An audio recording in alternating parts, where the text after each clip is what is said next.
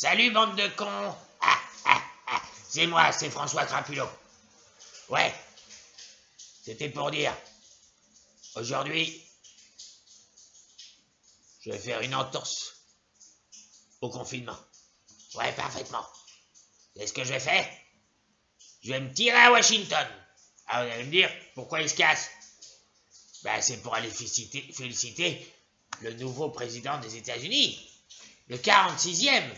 Oui, Joe Bidon. Ouais, Joe Biden, ouais, ça va. Ouais. Ça y est, le gros rouquin, il dégage. Il pue du cul.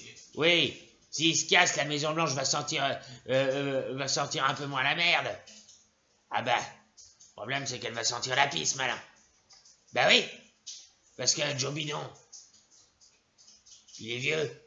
Ouais, vous l'avez vu? On dirait qu'il sort des EHPAD pour faire son meeting. On va bien se marrer, tiens. En tout cas, Trump, il l'a mauvaise. Il dit, ouais, les élections sont truquées, c'est moi qui ai été élu. Bon, tu te casses. Tu te casses, Donald. On veut plus de toi. Enfin, nous, ça ne nous regarde pas. Mais les Américains, ils veulent plus de lui. Et ça, c'est bon signe. Je vais expliquer pourquoi. Parce que les journalistes, toujours bons à faire des analyses, mais à pas faire leur boulot, eh ben, ils ont évalué l'échec de Donald Trump. Ouais. Comme si on leur avait demandé leur avis à ces cons. Hein. Comme je l'ai dit, ça ne nous regarde pas, nous. Ça regarde les Américains. Et ils ont dit, c'est peut-être un dommage collatéral du Covid, parce qu'il n'a rien fait. Ouais, possible. Mais notre gouvernement en France qui fait n'importe quoi, hein, ça veut peut-être dire qu'eux aussi, ils vont perdre en 2022. Croisons les doigts. On a encore plusieurs mois pour ça, mais patience, ça va arriver. Et je pourrais prendre la place de Macron. Parfaitement. Et c'est pas ce fumier de Dr Pulamort qui prendra ma place. Oui, parce que tout le monde le sait maintenant, c'est les médecins qui dirigent le pays. Ouais. En tout cas, quels sont les défauts principaux de Donald Trump? Eh ben, par exemple, il est complètement con. Bah oui, tout le monde le sait. C'est un abruti, c'est un crétin. Hein?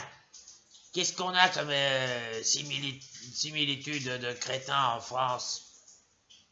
Aussi hydrocéphale que lui. Magali Berda. Ouais, Magali Berda, c'est une poufiasse qui s'occupe des trous du cul de télé-réalité. C'est dire si c'est pas une flèche. Enfin bon. On lui a demandé son avis sur les élections américaines qui ont eu lieu là. Écoutons-la. Donald Trump? Attendez, je réfléchis. Donald Trump, il est dans quelle émission de télé? Non mais lui et moi quoi. Parce que il est dans les Marseillais, les Ch'tis, les anges de la télé-réalité. Il est quoi? Président des États-Unis. Mais c'est où les États-Unis? C'est en Angleterre? C'est un pays? Oh là là! Oh, je suis nul en géologie. Hein. Non, parce que... Attendez que je réfléchisse. Ben oui, parce que moi j'ai un cerveau, hein, je suis très culturé, je connais beaucoup de choses. Oui, donc les États-Unis c'est un pays. Ok.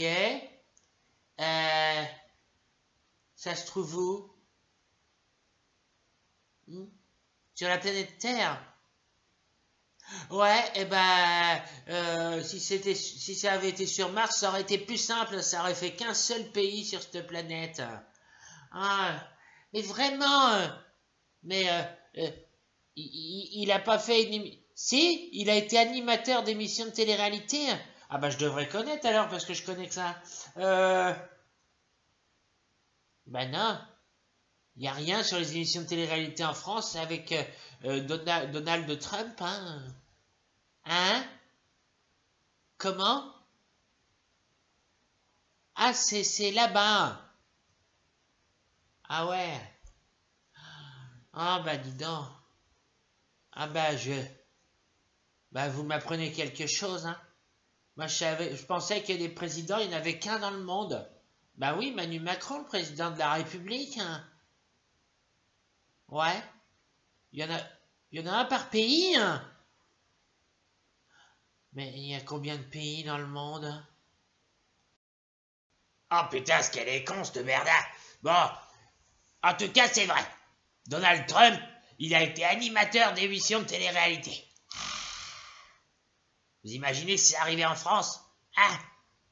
Ah non, mais imaginez un animateur d'émissions de télé-réalité, président de la République, Benjamin Castaldi, ou encore Christophe Beauglan, ou pire, Denis Brognard. Ouais. D'ailleurs, Denis Brognard, tiens, comment il analyse l'échec de Donald Trump aux États-Unis? On écoute. Monsieur Trump, oui, vous venez de perdre à Koh-Lanta.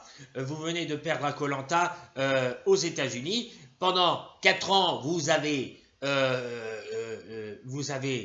très mal joué, vous avez fait n'importe quoi, tout le monde entier s'est foutu de votre gueule, vous perdez l'immunité. Vous auriez peut-être dû mettre un collier. Toujours est-il que vous êtes rouquin, que vous sentez mauvais des fesses et que vous êtes stupide. Alors, je vous le dis, voilà, je vous remets votre collier d'immunité, voilà, et vous pouvez vous foutre dans le cul. Voilà Donald Trump. Voilà, donc il a perdu et bienvenue Joe. Bah voilà, j'ai plus qu'à prendre mon billet d'avion pour aller chez le cul de Joe Bidon. Bonsoir. Oh, c'est pas vrai. T'as encore l'autre con là, pue la mort là, qui sature ma messagerie. Qu'est-ce que tu veux? Allez, réponds. Qu'est-ce que tu veux? Oui, c'était pour te prévenir. T'as bien prévu d'aller à Washington? Ouais, j'y vais aujourd'hui. Je vais prendre l'avion et je vais lécher le cul de Joe Bidon comme ça. Tu comprends? J'ai prévenu les flics de l'aéroport. Oui, pour leur dire que tu respectais pas le confinement et que t'avais l'intention de prendre l'avion pour aller là-bas. T'es dans le cacaboudin si tu pars là-bas. T'es coincé. Fumier! Fumier! Pu! Attends! Un jour, pue la mort, toi et moi, on va se retrouver face à face. Et je vais t'éclater la tronche. T'as beau avoir un frangin psychopathe et une mère tarée, je peux te jurer que je vais m'occuper de votre cas à tous les 3. Même pas peur, moi. Parce que je me suis renseigné sur ce fumier. Ouais, il a un frère tueur en série, une mère complètement maboule. Ouais, son surnom c'est Mamie Gogol. Alors, je me les ferai tous les 3 en brochette. Et je leur ferai griller la gueule au barbecue. Parfaitement. Bon, bah, puisque c'est ça, je vais rester en France, dans ce pays de merde, là. Hein? Et je vais regarder la télé pendant le confinement. Qu'est-ce que je vais me taper comme connerie? Ah ouais, émission culinaire sur la 6 avec Cyril Lignac, là.